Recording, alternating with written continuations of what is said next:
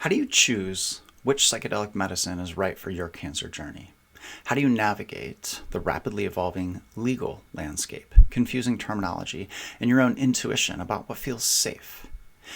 And what if cannabis, which is often used for managing cancer symptoms, could actually be a profound psychedelic medicine for processing grief and reconnecting with your body and finding self compassion?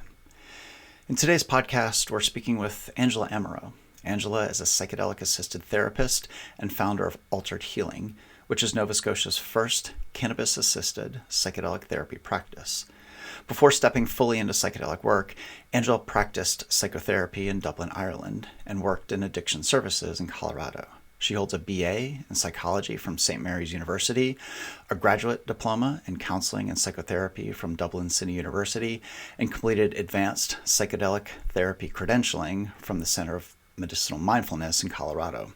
She's guided over 500 medicine sessions working with cannabis and ketamine and psilocybin. In fact, Angela was one of the very first practitioners in the United States to legally offer retreats combining cannabis and psilocybin. Needless to say, she brings both deep therapeutic training and pioneering clinical experience to help us navigate psychedelic medicines in the US and in Canada. In this episode, Angela and I explore fundamental questions that everyone faces when considering psychedelic medicines. First, how do you find your medicine?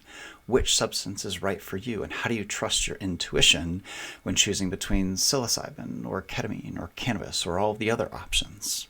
And second, how do you find your guide?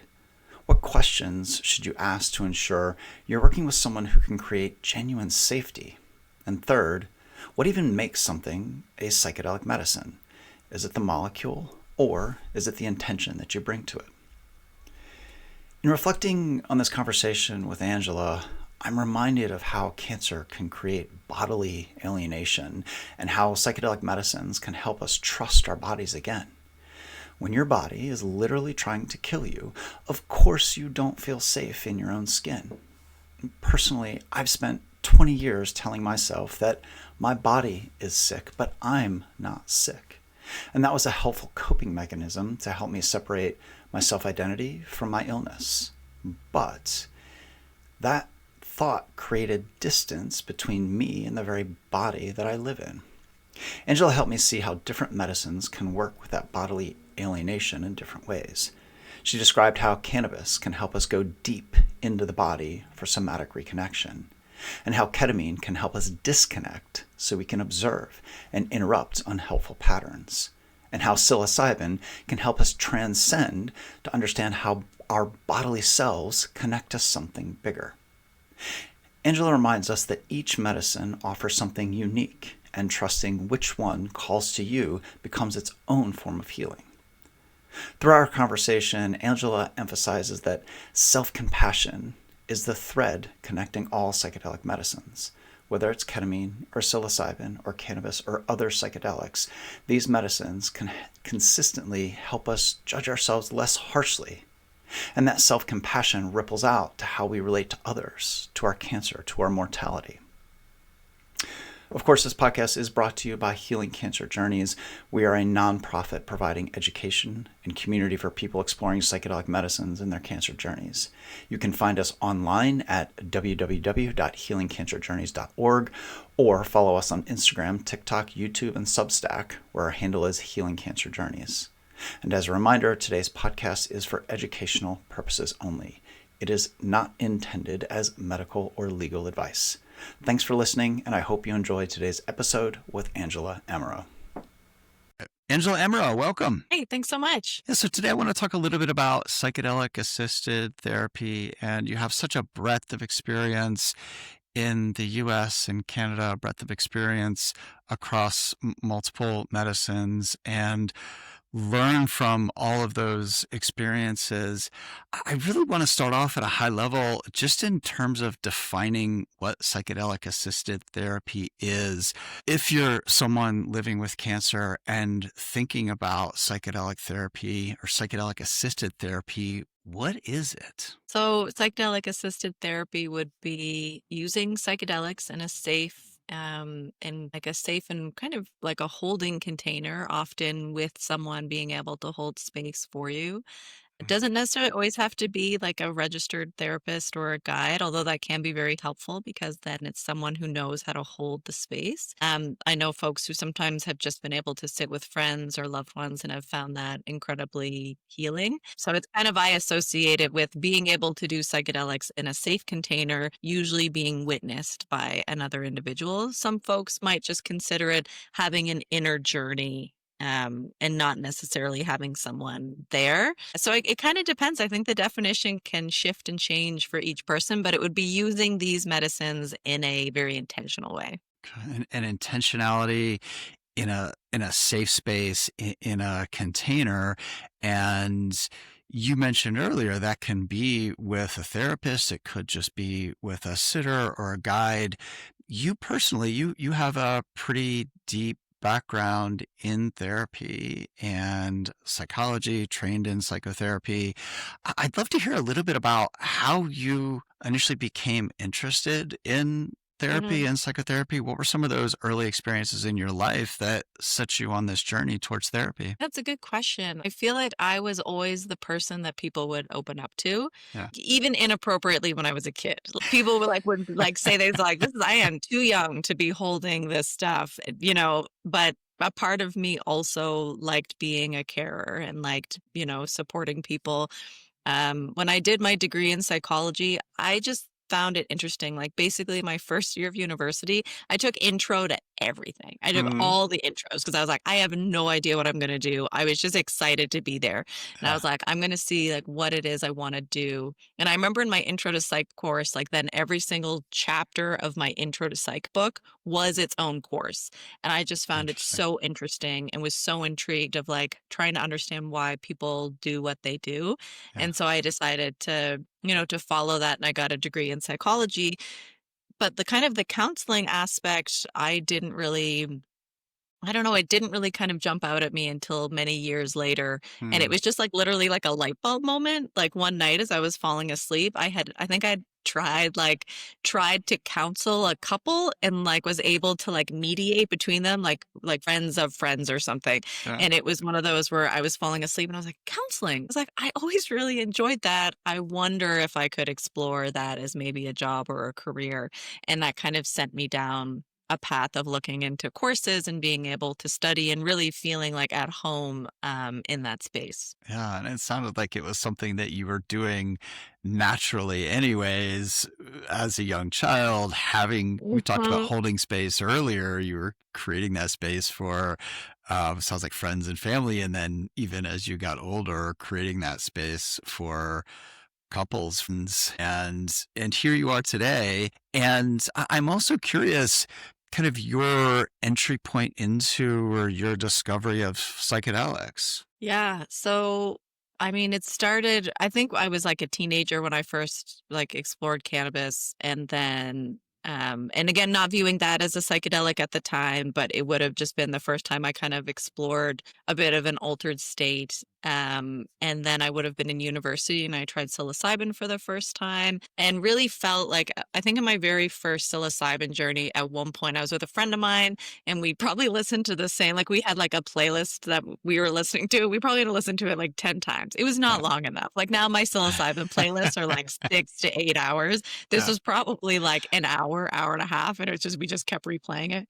But Yeah. I remember at one point, like us like laying side by side on a bed and just kind of like, I remember going into my mind, into the experience, and I envisioned that, like the Windows 98 like image that was on like the basically the big field and I like the blue, it was like do. the big green field and like the blue sky. And I felt like my mind was like that, except in it was like this one filing cabinet. And if you would have asked me any question at all, I felt like I could go in, open that filing cabinet and be like, here's the answer. And it was one of those where it's like everything felt so clear and made so much sense. And I just sort of like very acutely like remember that and be like, wow, it's so easy. Like we can just access all of this like that.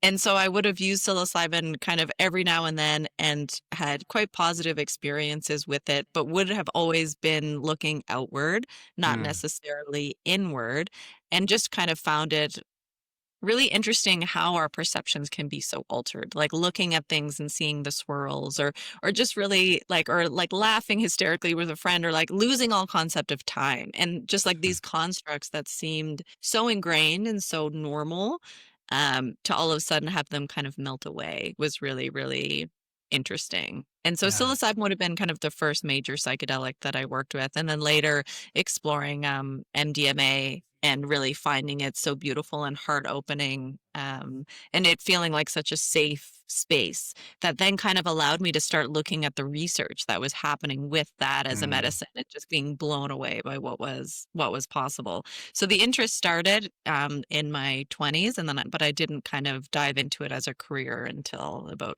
4 years ago or so. Yeah, tell me a little bit about how that career came together. You had a background in psychology and psychotherapy, and you had some personal interest and experience with psychedelics, and you've pulled all of this together into a career. What was that light bulb moment for psychedelic assisted therapy? Well, I've been interested in it, but I was living in Ireland. And so when I was following like the MAPS research that was always in the States, it was all of these things were very, very illegal. There wasn't the research happening there. Although, I would have been doing my own kind of exploration with it. It was, it wasn't something I could do as a job, and Yeah. then moved to Colorado and recognized that there was a community growing there, and found the training that I did, which was through Medicinal Mindfulness.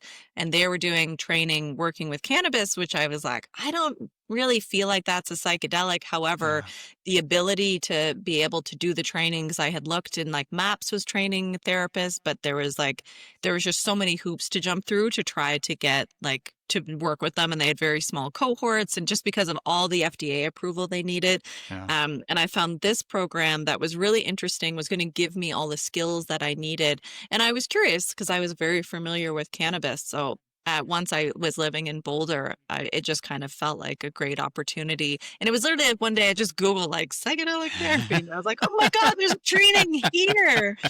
And so it was like once that like, and it was just like, again, things kind of lined up, and I was able to interview and got, was able to be part of the program. And then once I completed the program, I was able to work within the clinic, and it was just like everything kind of fell into place with it. But after I did like my level 1 training, I kind of paused because I could have just jumped right into level 2, but I had this kind of like intuitive sense of like, once I get into this, this is it. Like, this Yeah. is the career path. And I knew it very clearly.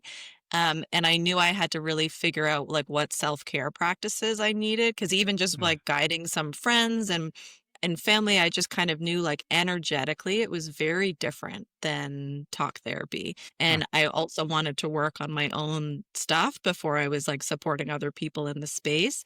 And so it was really nice. Like once I was able to kind of pause and do inner work, but then support other people at like a slower pace.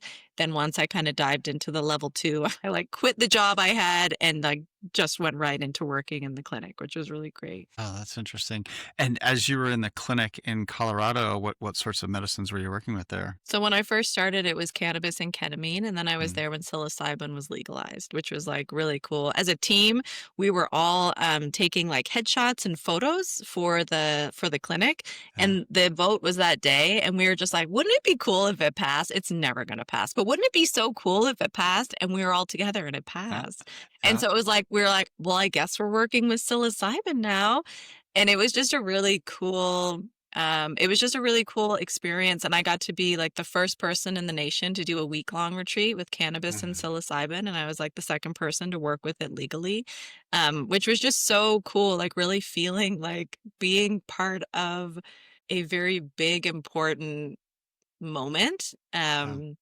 And just knowing like how things were shifting in a way that something like this medicine could be legal. So it was really, really cool. It was like such a gift to be there at that time. And like I only lived in Colorado for 4 years. Yeah. And during that window of time when I was there, all of these really incredible things happened. In a journey once, it was like, this is why you're here.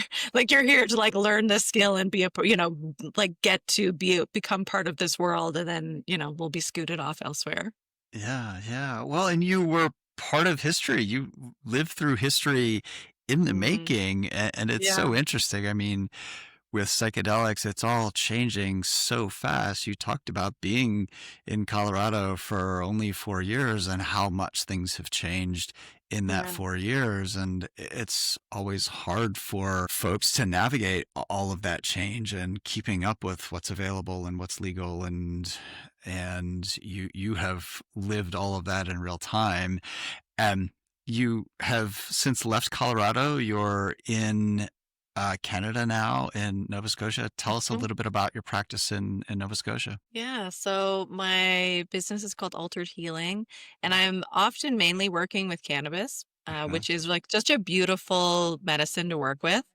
I really do feel like it's like I call it a medicine. I feel like it's a her. I feel like I have a very close relationship with this beautiful plant. And Yeah. it's really great. And the difference, I guess, it's really interesting to note because the states, because of the war on drugs and because of how many people have been put in jail because of it, really quite wrongly and unfairly, the like the relationship with cannabis is different. I have noticed, like just the energy towards it is Hmm. different in the states than it is here, because it's been legal federally for like all of the country for quite a while. Uh, And so it's like the relationship, even like when I was younger, like, people would just be smoking, like, when the cops would walk, but, like, it just wasn't as big of a deal even when it was not legal, and so it's really interesting to then say, like, I work with cannabis, but, like, some people are just like, "Well, I know cannabis. It is not a uh, psychedelic." Like, fair uh, enough, and then other people are like, "Oh, I know cannabis. Like, it has helped me so much. I am so interested in seeing how it could maybe help me in an even different way." And so it's been really great to get to work with that. But then I also work with a clinic and offer ketamine, and I'm working with a company here that's also, trying to legalize psilocybin. So it's like really great to just be part of these of like organizations and groups and communities that are very passionate about this work and these medicines. yeah, let's talk about each of those medicines: cannabis, psilocybin, ketamine. And I want to start with cannabis. As you mentioned, a lot of folks don't naturally think about cannabis as a traditional or a classical psychedelic. I know in the Hmm. cancer community, very familiar in terms of managing nausea or managing pain, but you don't necessarily, or I haven't historically classified it as a psychedelic. Your experience is you have a deep relationship with cannabis. Tell us a little bit about why it exists in that psychedelic category for you and the similarities between cannabis and some of the classic psychedelics. Yeah, I love her. She's great. It's one of those It's always where a she. it is, but it's a feminine energy. Like if Yeah. you're in the space, it feels like this like wonderful holding. And again, like in the same way that other medicines, like psilocybin feels to me like this ancient organism, like Yeah. not necessarily masculine or feminine. And I'm not talking like man, female. I'm just talking about like the energetic component of these things. And like psilocybin to me feels like this ancient organism that in some ways doesn't really care about you. Like it wants you to like explore things, but it's kind of like if you, it's going to do what it's going to do. It can be a little trickstery. It's like its main thought or concern is not like, what are you taking from this? It's just different. Where cannabis, I feel like if you're like, oh, this is scary, cannabis is like, okay, why don't we slow down? Do you need anything? Do you want me like, I've had clients describe it as like being held in a womb. So it's like it's really interesting the feelings that come up. And so for me, cannabis was something that I used to numb. And I had really kind of recognized that relationship with it when I had started my own psychotherapy training and we were really diving in deep. We'd have like these really intense weekends of like doing all this, like just different like psychosynthesis and gestalt, like all these different exercises and things to really bring up our stuff. And I did this all in Ireland, and I remember just there'd be times where I get home, and be like, oh, I would love to smoke a joint. And having like I just didn't usually have a lot of it because it Yeah. it just was much harder to get. But like noticing like what is that? Like that part of me that like when I'm feeling all of this, I really would just love to smoke and then Yeah. realize like, oh, I'd really love to like dampen down the emotion. I would Huh. really like to chill it out a little bit. And so when I moved to Colorado and cannabis was legal, but it was like so strong and different. Like I didn't know I didn't know the different, how you could test the THC level, like all of these things that were new from not living in a place where it was legal. Yeah. And I would use cannabis sometimes, but it would start to make me anxious. And I've heard this from so many clients, so many people are like, I used to use cannabis all the time, but now it gives me anxiety or I get really paranoid. Yeah. And so for myself, when I did my first journey supported in the training, I turned towards that feeling. And what had happened to me was the feeling that the anxiety was on top of was just deep grief and Hmm. just the wells of sadness. Um, and so it wasn't till I felt safe enough to sit with it that that could come up. And instead of like the anxiety was the emotion I was comfortable with. That was what I could sit with. The Hmm. grief was what I actually needed to process. And so once I felt safe enough and the cannabis allowed me that safe space, I could move through it and allow the grief to come up. Hmm. And so what I usually tell the folks is that cannabis will just shine a light on things. So when you're feeling paranoid, when you're feeling anxious, it's like those are probably feelings that are within the body already. Because again, like paranoia is just feeling unsafe. It's Hmm. like feeling a bit like social anxiety, worried people are judging you, things like that. It's just will kind of heighten it. And so once I was able to start moving through the emotions that were kind of buried quite deep, and in the experiences, like I would have visuals. At one point, I remember it felt like I Hmm. was like a pinball in a pinball machine, like moving through different things. I would get in touch with past experiences. And so, in the way, like people don't view it as a classic psychedelic because when your eyes are open, the walls aren't melting. You're not like it's a very internal experience. It's not Hmm. external.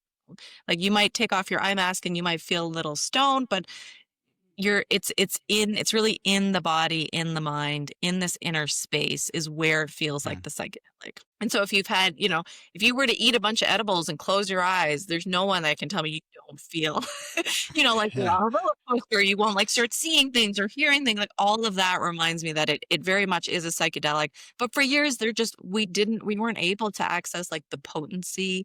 We couldn't really have like really clean high THC things there's just numerous reasons why a lot of people wouldn't have experienced it in that way. And for myself though, it has definitely been a psychedelic and something that has allowed me to heal different aspects of self that I wasn't aware I could have done. And I don't think I could have done any other way. Yeah. And tell us a little bit about what that experience with a cannabis assisted session looks like. If you're someone living with cancer and curious about what that treatment or that protocol looks Yeah. like, what does that look like today for you with altered healing? Yeah. So it always usually starts with a discovery call where I just spend like 20 minutes talking to someone, getting to know them, seeing if this feels like it's a good fit. And then I send them, a bunch of paperwork to review where they can really, it's like it goes much more in depth than the 20 minutes can allow.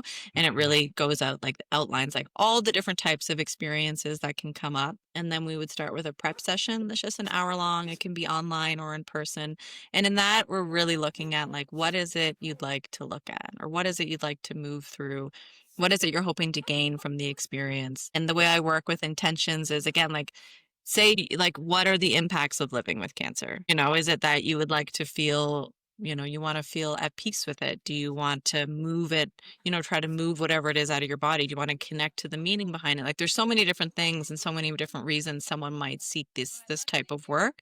But it's more so it's like a lot of the negative people think they're like, okay, I'm anxious, I'm depressed. And it's like, we don't actually have to bring that into the session. It's like, what if you were to envision feeling like fulfilled and at peace? What would your life look like? And then that's what I want to bring into the medicine session. So it's, Okay. it's really looking at how do we connect to what's at the end of this experience and in like allowing yourself to just be excited and hopeful. Like what if ever you woke up after this and you felt lighter, you felt at peace. It's like you felt Hmm. like whatever it was, because I feel like a lot of illness is like the emotional things that we just can't seem to shake. And it can metastasize into something else, not necessarily always cancer, but it's like the emotional weight, like I once gave myself an ulcer. It's like we know that, like we'll talk about that. It's like, oh, anxiety gave me an ulcer. It's like, okay, Yeah. so what was it? That it was the holding, it was the not being able to vocalize the fear, the concern, or whatever it is. Um, so then after the prep session, I do 2 medicine sessions that are 3 or 5 hours, depending on content and what folks need to work on. And so in that, we spend the first little bit talking about making sure the intentions still feel like they're landing and they're in the client's own words. And then we do a smoking ceremony where I do the 7 directions, and on each direction, they're invited to inhale. And so I use a vaporizer because it gets the cannabis to like a really high temperature, it makes it more potent. And so then after the smoking or imbibing ceremony, they lay down and I do a guided body scan meditation that Mm. further really lands them in the space and really lands in the body. Because the cannabis experience is quite somatic. And so sometimes there's like twitching and shaking, or just energetically, it can feel like there's a lot leaving.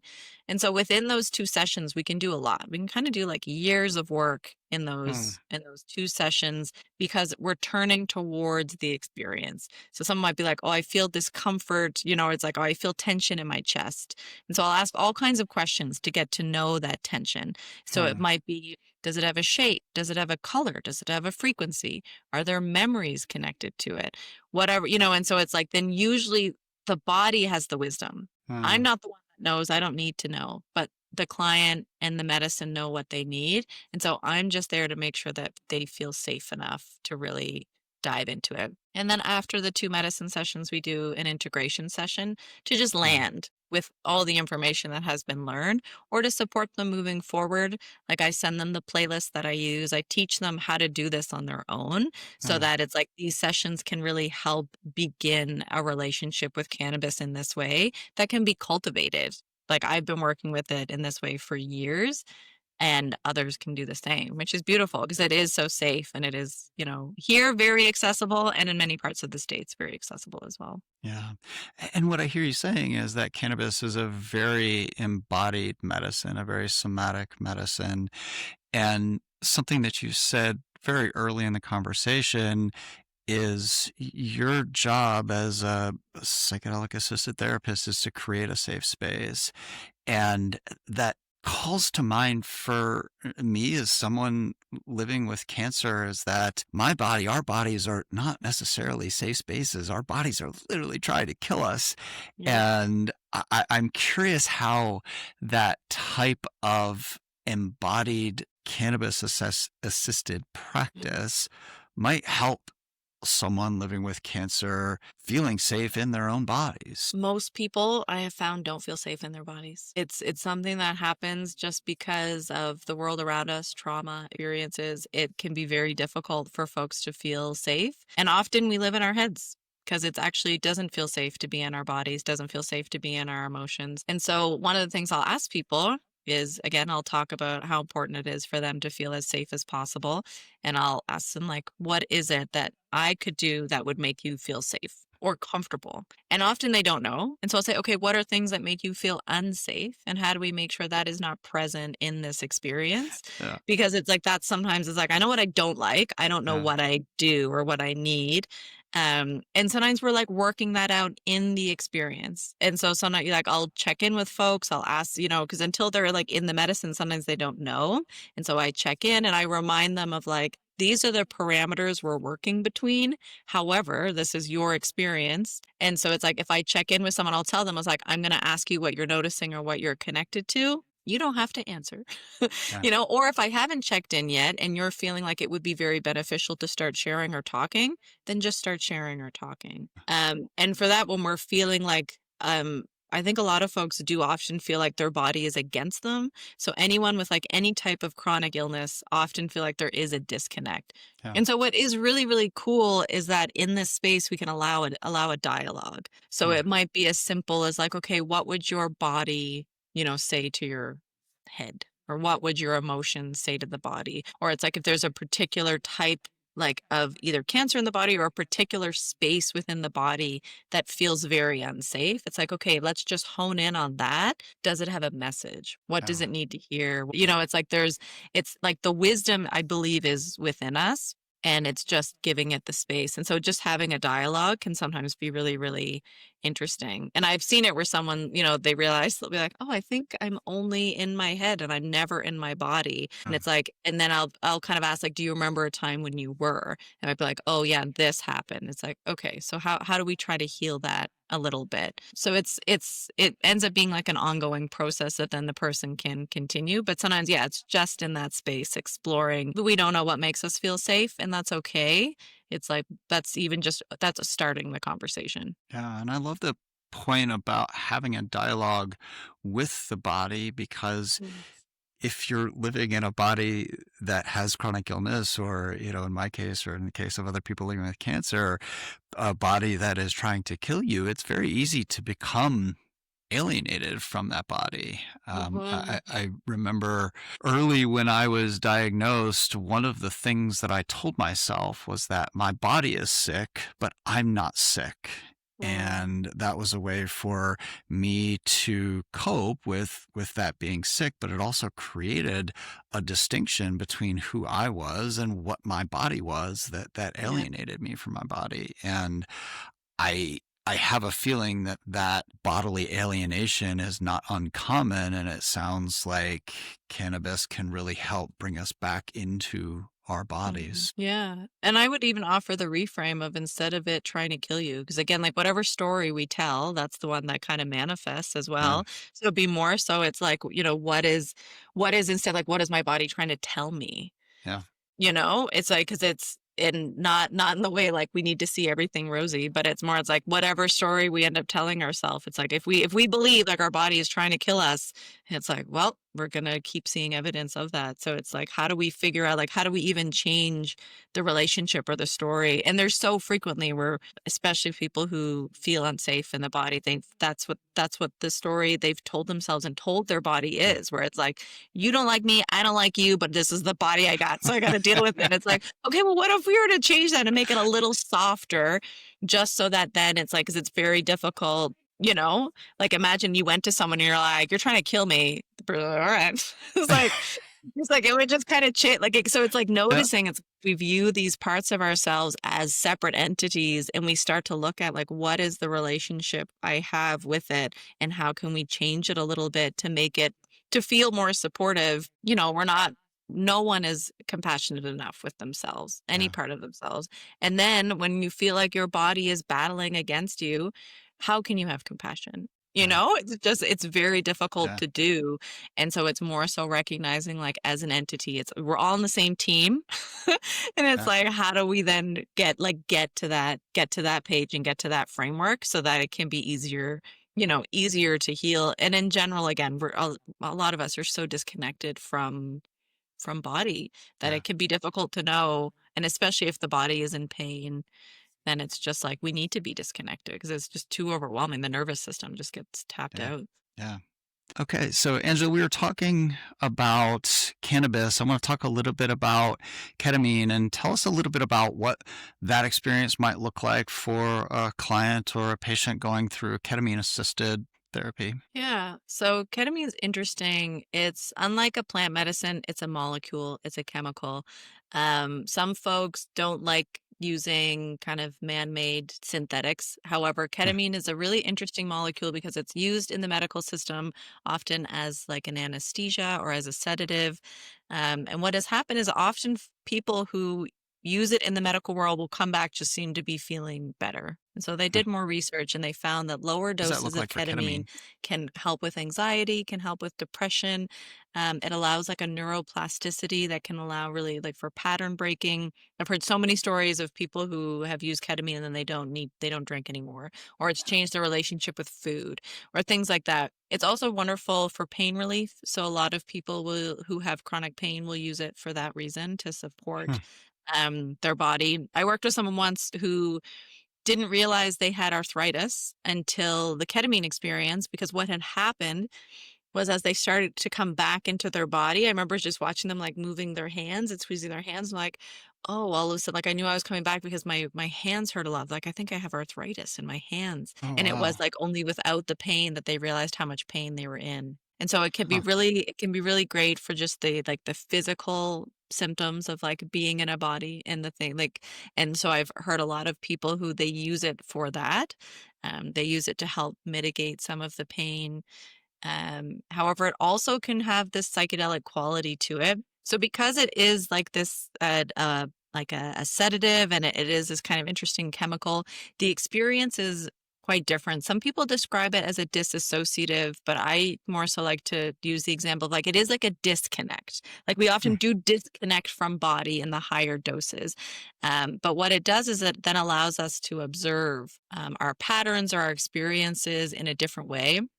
mm, Sometimes it's narrative driven, sometimes it's not. Sometimes people just have like super strange, weird experiences on it.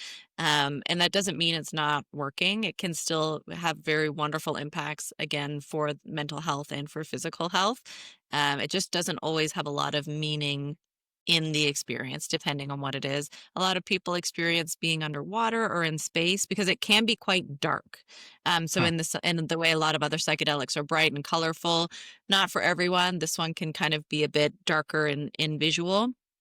But it can be very helpful. It can give a lot of mystical experiences. So again, because it can be very cosmic, it can make us really feel like there is something so much bigger. It can mm. connect to this kind of more mystical type of experience. And I love getting to hear about the range of experiences. I've been doing a lot of work with ketamine groups right now, and it's Oh, really, really cool to have like each individual say what it is they've experienced. And like the range of normal with psychedelics is like so vast and so yeah. wide, anyways. But then it's like when you hear about ketamine, like someone could like say two people could do the exact same dose and their experience would be so, so different. Hmm. And so I know folks that have used it to help with the chronic pain. Um, I know someone who, you know, I worked with a few people who had actually been going through cancer treatment or had in the past. And it really did help like reframe some things for them. They could dialogue with like ancestors. Some were getting met by spirits. So it's like it's really interesting because just again the Hmm. range is huge, and it really depends on like body and dose and the prep and the integration. And so a lot of places in Canada as well as in the States, they're more just like safe injection sites. Like they're just like, well, we'll Yeah. hook you up to ketamine, we'll give you some ketamine, and then you're on your way. Where the Yeah. protocols I have, again, we're doing like preparation. We're one or two sessions of like really figuring out like what is it you want to work on, what do you want to look at. Then when you're in the experience, being very deeply supported, and then you're supported after. And it's really about like what are all the things we do as well as the medicine to make it as impactful as possible. Yeah. Yeah. And how, if at all, is the protocol that you're following for ketamine different than the protocol for cannabis? You talked earlier with cannabis, a preparation process, 2 sessions, and then afterward, what? Yeah. So with ketamine, the difference is the medicine experience is actually really short. So our body metabolizes it really quickly. And so I'm either working with lozenges, like a tablet that you put under your tongue and it dissolves, or I'm there when a doctor or nurse administers intramuscularly. And so with that, though, usually for both of them, the experience is like 55 minutes from kind of start to finish. So from the time you take the medicine to the time you're like back in your like meat suit, it's about an hour. And the experience kind of when I trained, the comparison was, the IM, so the intramuscular is like a rocket ship and the lozenge is like an airplane. So it's like both will Hmm. take off and go into space, but like obviously the IM will bring you faster and further. Yeah. But they're pretty short. However, we still will do at least one prep session before. It depends like how experienced someone is with it as a medicine. So if they've used it a bunch, then usually one prep session is kind of all we need to really talk about like the range of experiences that can happen and being able to support them in it. Ketamine, it's usually recommended to do 3 to 6 sessions, to make sure that the dose is right and to get the full impacts of it. And the timing of that can be divided. It really depends the group I'm working with. Where right now our dosing is that we just do dosing on Friday. So they'll have 3 medicine experiences and then we integrate on Tuesday. And so it's Yeah. like we're meeting twice a week to be able to so there's 2 prep sessions and then we have the first medicine session and then every Tuesday after that we're meeting to really like land has come up to see what support might be needed in the next session. And when you're in the actual medicine, although when I'm with an individual, I might be kind of I'll just be repeating their intentions and repeating their phrases. There's not as much of a check-in because, again, of the sedative quality. You're Mhm. not really in a space to speak as much. It's like sometimes like there is numbing around the mouth, usually around like the hands and extremities. So it's just a different type of experience, but it's about like how do we still get the important information landing. And as always, just having the prep and the integration is like the most important piece in a lot of ways. And it's even like after the medicine integrating as an individual. So anyone who has these big experiences, if you don't have the support of a guide or someone, it's still about like noticing like what are you putting into your body after. Are you going to go do ketamine and then immediately like look at the news? It's like, don't do that. It's Yeah. like go out in nature or like be with like loved ones, journal, art, things like that that are helping you connect back to self. Yeah, yeah. Well, it's interesting with cannabis. We were talking about it being a very embodied medicine, very connected to your body. With cannabis, you described it as being disconnected in some ways, and not necessarily in a bad way, but just the differences in the medicines. Yeah. And yet, despite those differences in the medicines themselves, the protocol, the preparation beforehand, the integration afterwards sounds important in both of them. So it's interesting to hear some of the similarities and the differences. And just for fun, let's throw psilocybin into the mix. Tell us Yeah. a little bit about some of the work that you've done with psilocybin and the experience, what that experience looks like for a patient or client. Mhm. Yeah. So psilocybin's interesting because it is this like more trickster energy sometimes. Like I Mhm. love working with golden teachers, which is a really classic strain to work with for when wanting to do psychedelic journeys. I feel like because it's usually quite gentle. It's even with a very high dose, folks seem to have like a really nice holding in the experience. Mm. The protocols often, if someone has never done psilocybin, I usually recommend like 2 prep sessions because the experience can be quite big. I want to make sure that they feel as safe as possible with me and in the experience. And then usually just doing like one big journey because it's usually lasts about, again, like 6 hours, maybe 8, depending on how Mhm. fast their body metabolizes the medicine. And then we would do at least one, sometimes 2 integration sessions after.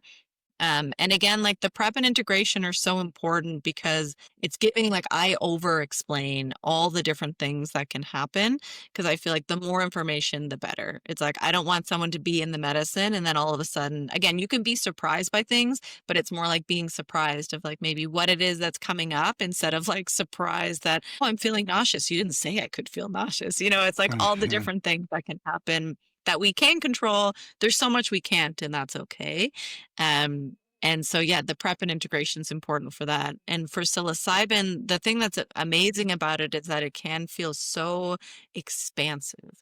Like we can connect to just Mm. so many different aspects of life, different aspects of self. We can really feel like a deeper connection with the natural world and this connection with self and others, which is so beautiful. And when I talked about earlier, just that like this, like it being this ancient organism, like when I've tried to have like conversations with the medicine in the medicine space, sometimes I just feel like it's like, ugh, like puny human in a way where it's like, well, like we don't have time for this. But it felt like a we, like literally it felt like this, I remember it was like, call us mycelium. I was like, okay, mycelium. Got it. Great. There's like, and just feeling like this like big ancient structure of organisms that were part of it. Um, and so, yeah, it's really interesting to work with it. And I feel like there is this push for folks that are maybe living with like a chronic disease, or if someone really wants to face, like, say they know they're not going to survive whatever the illness is.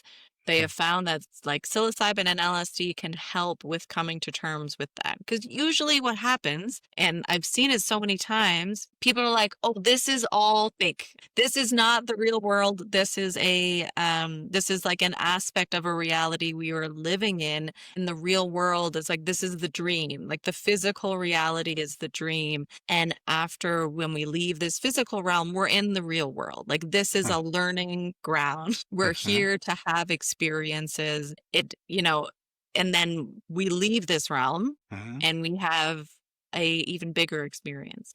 And so psilocybin can allow that connection with this greater understanding of, the concepts that the frameworks we live in are completely made up, which they are.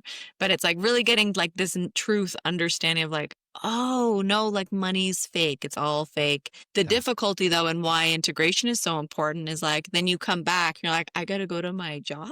Yeah. It's like I have to You go do. make money.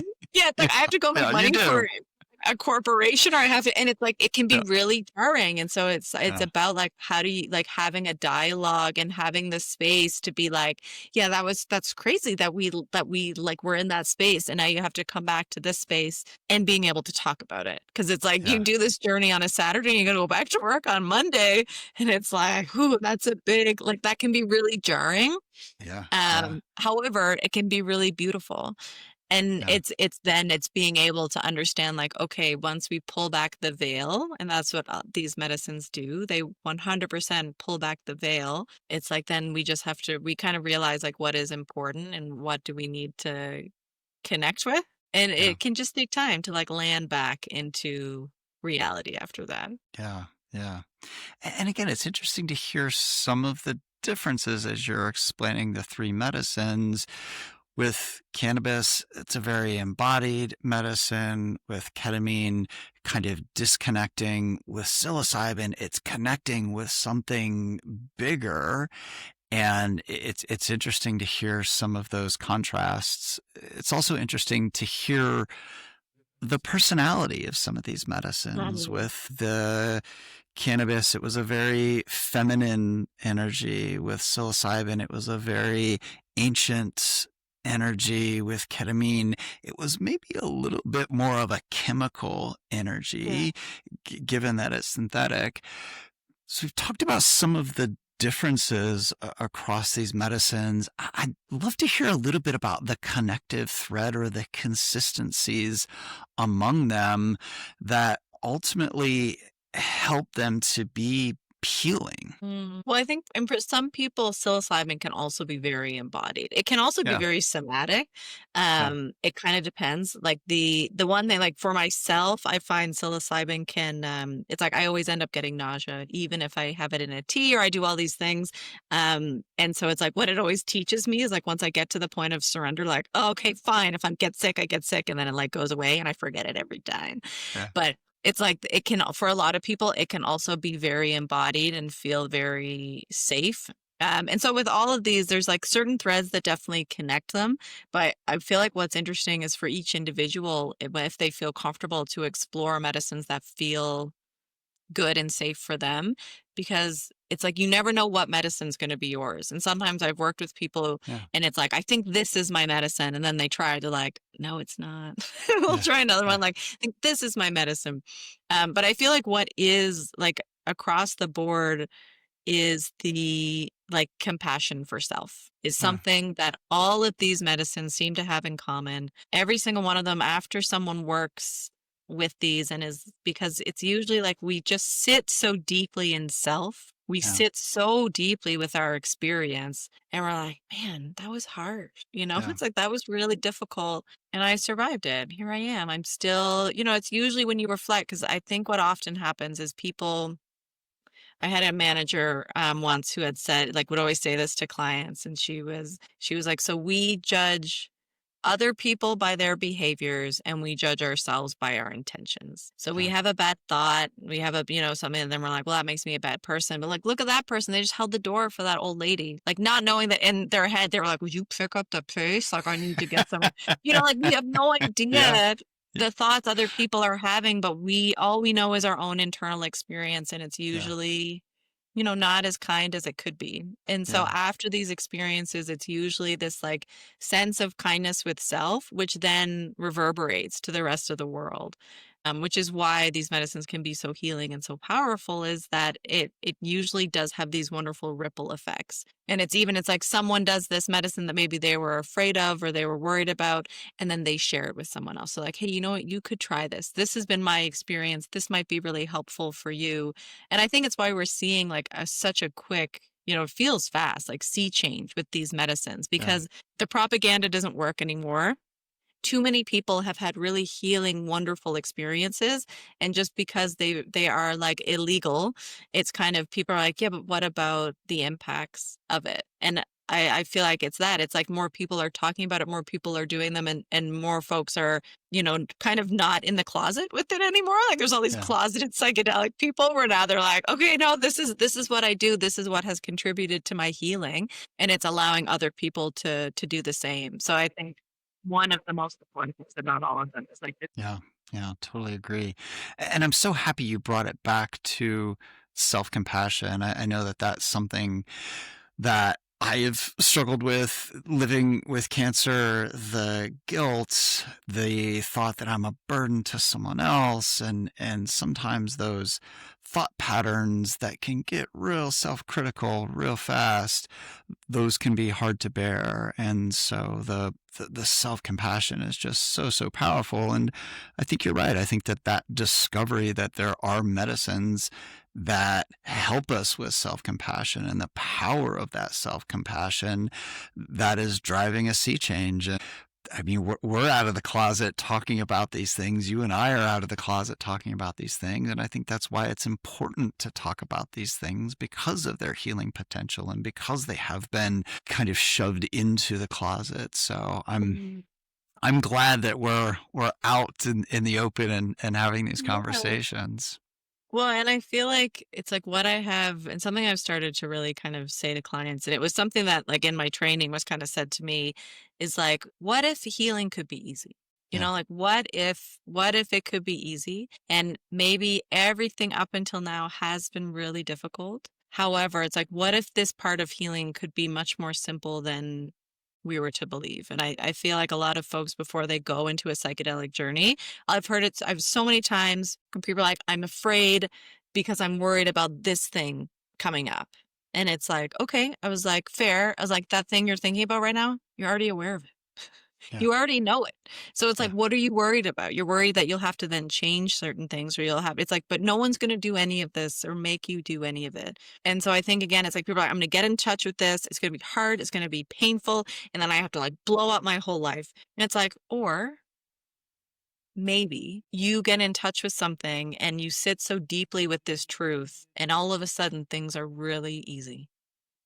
Yeah. It's like maybe you connect to joy for the first time in a really long time. Maybe you can connect to compassion. Maybe you connect to love. And maybe that's all we need to do. Yeah. It doesn't have to be this like slog through the trenches.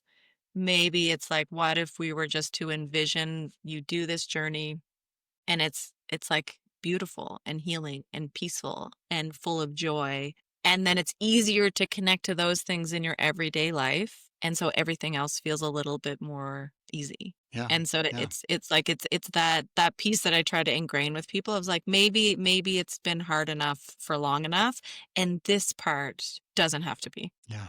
Yeah. And it might be easy and it might also be hard, and that's okay too. That Yeah. there's learning in the struggles, and by any route that you come to it, healing is a good thing. So Yeah. let's do more of it. Mhm. And as we think about some of the medicines that we've talked about, cannabis and ketamine and psilocybin, what advice would you give to someone who's living with cancer, considering some of these medicines, to help them decide, to your point, which medicine is their medicine? And what is the right entry point for them? What advice would you give to someone as they're evaluating ketamine or cannabis or psilocybin, not to mention some of the other options that are Yeah. available? But how do you help people find their medicine? So I usually would do like, yeah, a little spiel about each of them, and kind of like Yeah. that, like explaining like what it can look like, what it can feel like, what is it you want to work on, what is it you're searching for. And then I ask them like, what do you feel called to? Like, what Yeah. do you feel drawn to? Because it's like that intuitive sense. And I've shared this before, but I had someone once ask me like, how do you convince people to like work with you? And I was like, oh, no, no, no, this isn't a sales call. Yeah. Like Yeah. there's just not like, this isn't the type of work that like I pitch and then like convince them in like pester them. It's more likely that like I talk about everything and people are like, I am not ready. And it's like, wonderful. Isn't that beautiful to know? Isn't that Yeah. great information to have? Yeah. So it's more, it's like, what do you feel called, like, as you hear about these different things? And some people might have in their head, like, psilocybin is like, that's the one. And then they hear about other medicines, like, actually, for what I'm looking for, it might be ketamine or it might be cannabis or it might be MDMA. Like, you just like, there's many options, but then it's also figuring out, like, as you sit with what the options are, what's legally available to you. And Yeah. some folks are like, they're not willing to cross that line, and then that's fair enough. And so it's, but it's like you have to kind of look for each person, like what feels okay, and what feels supportive, because where I'm coming from, the idea of how do we make the nervous system feel as safe as possible before we enter into this space. And for some folks, like, I just can't do anything illegal. I can't, I can't purchase the medicine. I don't want to do anything underground. Then it's okay. So for most people in most states, ketamine would be available to them. It's not usually covered by insurance. However, there are ketamine clinics like in most states, I believe. So there's like options to do that. And if it's someplace that's just like an IV injection, it's more figuring out then how do you find someone who can help you with preparation and integration so that it's as impactful as possible. So there's definitely ways and means to work with these different medicines, and it's about like how can you feel as safe as possible doing that. And sometimes it's just sitting with things, it's like reading books on them, it's watching documentaries, and again, like, I trust each individual's inner wisdom and like that call or that pull to really guide them. And then yeah, asking around, like asking people. It's like, no, people, other people have talked about psychedelics. It's like, ask them some questions. It's like, that's okay. It's like, we love to talk about this stuff. Yeah. Yeah. Well, and your point about just trusting the inner wisdom, and that's part of what I hear you doing is empowering your patients, empowering your clients to trust themselves, and you're giving them the information so that they can make their own decision as to what they feel called to. And I love that idea of a calling, of a vocation, and it's just listening in terms of what medicine is not calling, what Mhm. medicine is calling. And also, if none of the medicines are calling, that is good. That is right. Yeah. And in some ways, I think part of our job is to talk folks out of psychedelic medicines just to make sure that, to your point, when they come to them, they're doing it in a safe way. And as you mentioned, just having that trusted intuition, I think is really, Mhm. really important. You also talked about some of the differences between US and Canada. And if you were to speak to someone living in the US with cancer versus someone in Canada living with cancer, and they were both interested in psychedelic assisted therapy, how would Mhm. that conversation be different in the US versus Canada? So there's a few different things. And again, like, I know it's different kind of state to state, and I'm not a complete expert on, what different things. So in Canada, though, there is the special access program, Yeah. which is like SAP for short. And so folks can apply to work with MDMA and psilocybin. There's very specific kind of outlets to allow you to be able to work with them, but it's like you can work with, you'd have to fill out paperwork, and then basically you can apply to access these medicines legally. So even though they're not legal, it's like if you get approval to be able to work with them. So that's kind of one way.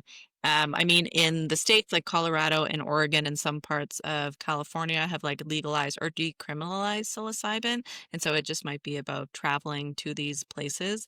And then, yeah, like state to state for cannabis, it's like that sometimes you can just get like the medical approval. In Canada, it's federally legal here. Like veterans are given, like, I think it's like 100 milligrams of cannabis like a month that they just get or are just given to be able to work with. Hmm. And then for, I believe, like, because you can get you can still have like medical designation as well for cancer patients here to be able to work with cannabis. And for ketamine, because it's like it's very accessible. It's one of the lowest, I think, like a schedule one. So it's like the baseline that you can access ketamine quite easily.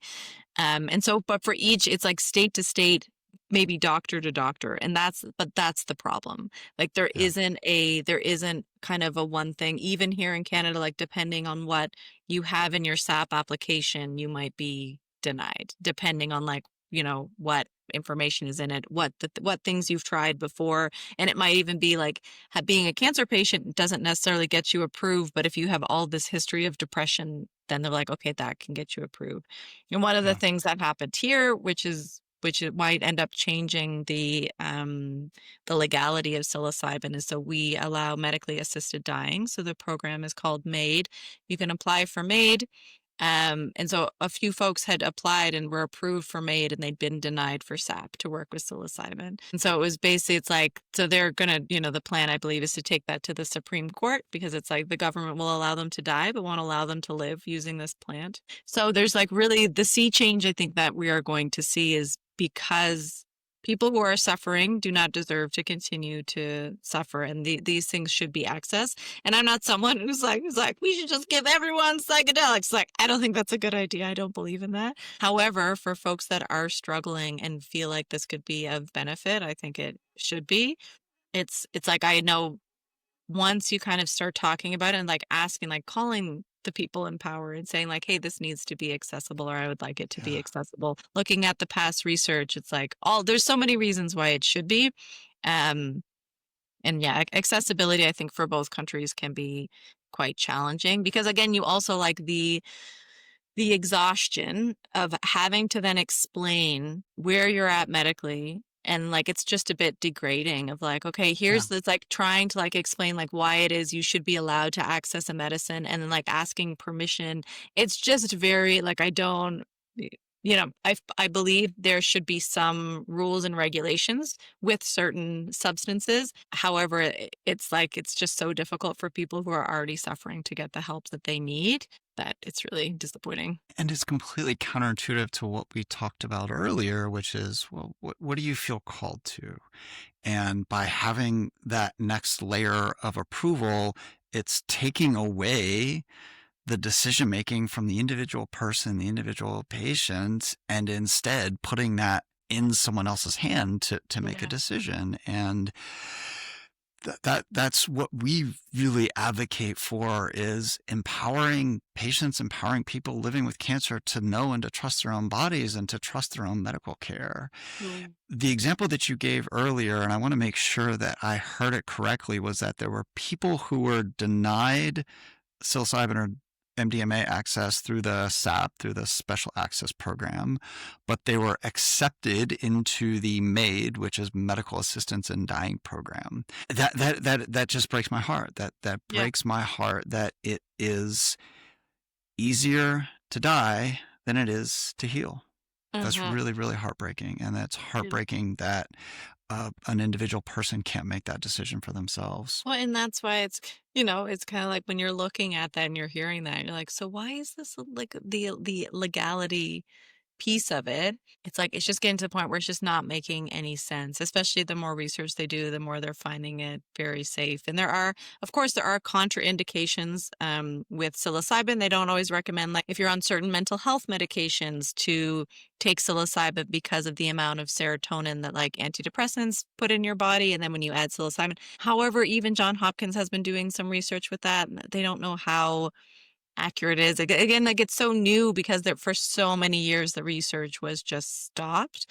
Yeah. And so it makes more sense to continue the research and the anecdotal pieces. Like there's just like the amount of people that have experienced this and the amount that have had like negative like medical emergencies is like, it's just, I don't know if it exists, you know? It's like, again, if Yeah. it's done within the safe container, there's always the chance of like maybe a mental health, or like what we call a spiritual emergence, where again, you're coming back to reality and you're like, this isn't reality.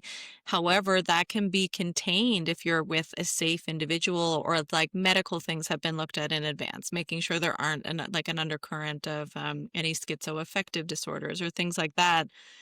So there's like so many ways and means to make sure that the safety of each individual is really cared for. And that makes much more sense to me than just being like, no, we'll make it all illegal. Yeah. No, and This also brings us back to where we started, which is creating a safe space and the importance of the therapist or the guide or the sitter in creating that space. What advice would you give to, again, someone living with cancer who's looking for that sitter or guide or therapist? What should they be looking for to find that person to create that safe container? Yeah. I mean, they should be asking, like, what are their protocols? If there's, it's like not necessarily like what's their training, although some training would be beneficial to be able to hold space. I'd be asking, like, what would happen if I do have a medical emergency? It's Yeah. like sometimes, because again, if it's underground, people are like, well, it's like, no, it's like if I have a medical emergency, you call an ambulance, Yeah. but it's also figure like, what is it that, it's like, what's their relationship like with what they're doing? And Yeah. so it's like, and it's really like, what will make you feel safe? And so, it's like, how will I be supported in the experience? How will we look at intentions? What will you do if I have something difficult come up? What are the boundaries around like safe touch? It's like, these are conversations that I have with every single person before any medicine is taken. Yeah. And it has to happen before any medicine is taken. So it's like, again, like, what are the boundaries within the space? And then also for the person who will be, if you're looking for someone to work with, it's like, what do you need to feel safe? What do you know makes you feel unsafe? And are these conversations that that person is having with you? Because Yeah. it's like within the medicine experiences, they can be wild and wonderful, and so much can come up, and it's making sure that whoever you're working with can hold that and can make at least make you feel held. And there's like, again, like the medical model of things is like, you need to have a master's in therapy, you need to all that. Like, I don't feel like that's necessary, because then it's really blocking all kinds of different indigenous practitioners from being able Yeah. to do the work, who have like thousands of hours. So it's more about like, even like, what's the vibe check? Like, is this someone that Yeah. you do feel safe with? And then covering like, what are the bases of like, if something medical comes up, or how will you support me in a difficult experience? And how will you help me integrate after? Yeah. Yeah. Great questions. All right, Angela. Two last questions for you. One, who are two guests that you'd like to see on a future Healing Cancer Journey podcast, and what big ideas could they contribute to the community? So I think Alex Kirshner is wonderful. She is a guide, but she's also someone who had cancer in her 20s and was able to heal from it, and then to kind of take her own story and be able to use it to help others, which is just such like a beautiful, like, what a gift to be able Yeah. to learn and be able to move through it. And then there's a wonderful doctor that I work with, Dr. Alexis Goth, who is a holistic practitioner, who Mm. also works in the psychedelic space, and is really, really looking at like this whole bodied person, and Yeah. how do we support all aspects of self, and to like have a doctor really understand like all of these and look at all the different parts and try to bring them in, is just so wonderful to see, because it's so weird that we have an eye doctor, we have a butt doctor, we have like, it's all one body, and you're like, why are there so many different, it's like, And they're all interconnected. feels like a bit of a racket to me, so They're all connected. Oh, that's yeah, right. so I think that would be, they're like two wonderful women who I'm grateful to have in my circle. Great.